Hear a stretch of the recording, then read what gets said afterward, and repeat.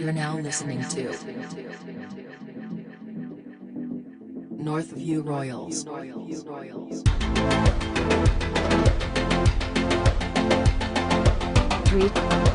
2, 1.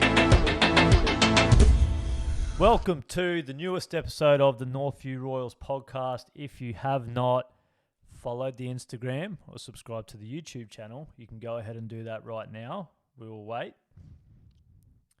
Dun, dun, dun, dun, dun, dun, dun, dun, dun, dun. Boom. Now we'll jump into the episode.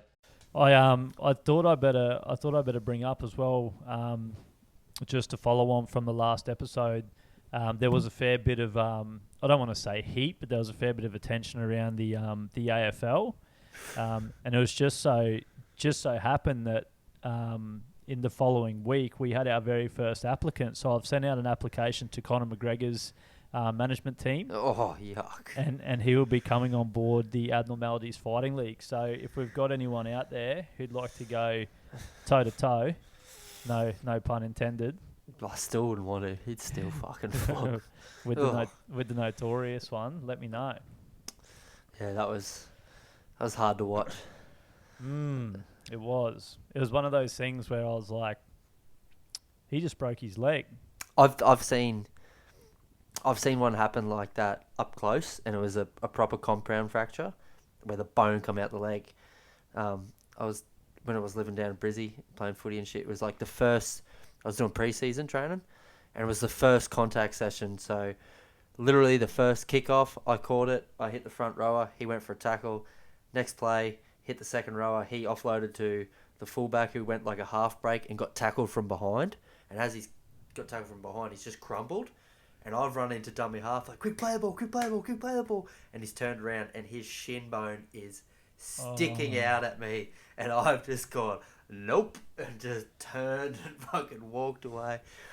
It was the most horrific thing I've fucking ever seen in footy. And it was just a trial. I was just like, nah. You got kids these days just got to drink more milk, you know. That shit didn't happen. And then the obviously the ambo came and they gave him the green whistle, and they're like trying to get us to like sort of half warm back up, and everyone's like, we are done. We are done for the day. You know what I blame for that? Is the kids these days not being exposed. See, I feel like that Nesquik and Milo is not as big these days. Yeah, no, he was a full-grown adult. He would just weighed 72 kilos, and the guy that tackled him weighed 104. I was going to say, like, when you were a kid, if there was Milo and Nesquik in the house, you'd fucking punch through 3 litres of milk in 2 days. Oh, man. My kids go through that fucking much. So kids in the early 90s had fucking bones like titanium because they were just fucking tearing through the milk to drink the Nesquik and the Milo in the house. But yeah, I've seen that, and it was horrific, and I think about that moment a lot more than I should in my life, especially when I put boots on and I just go, why am I doing this? What's your opinion on, I guess the football one's probably a bit different, but like you would imagine, right? I understand there's going to be like column A, column B, different parties.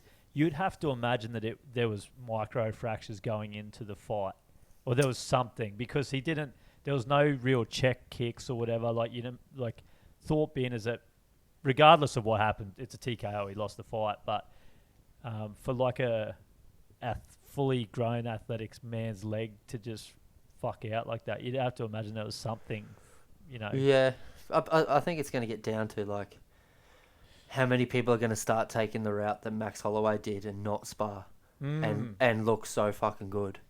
Like, I mean, if you've got to that point, like obviously when you're first starting in spar, you've got to spar, you've got to get your timing down. But if you don't have long layoffs and you just are very active and you're at the top of your level and you're not sparring, like, fuck, man. Max Holloway, that fight looked like a different person. Right. But I think I actually saw it was probably just because it popped up as a related video on YouTube. But also, if you do have microfractures, don't throw 2 spinning leg kicks to start the fight. Oh, bros. But obviously Wonder Boy fought on that card, but a video popped up of, because Wonder Boy's he's karate, but he's a kickboxing champion. and he was showing the conditioning routines that they do for for the shin bone, where they palm trees. and they have like a wooden corrugated stick and they grind it down the shin bone. Yeah. And it deadens the nerves and stuff like that. So then they can do, tap it against metal poles and shit like that. Yeah. I remember when I was like younger and we trained Muay Thai and shit, and you see him like out the back on like the growing palm trees, like not the solid established ones, but the ones that you can still sort of move a bit, and they would just chop into these with kicks, and you're just like, but you feel it's still solid as fuck. You're like, nah. Because there's not many things worse, like when you're younger and you cop a skateboard to the shin. Oh, I've still got scars. Oh, bear traps off a bike. Oh, when your foot slips and it does the back pedal, the free spin. Yeah. Oh. But those bear traps where they're like that fucking big. Oh, fuck off. Like, this is the thing, right, is that like there's a lot of things that with the modern age all being technology, there's a lot of like positive things that the kids miss out on, like drinking 3 litres of milk because of Nesquik and the Milo.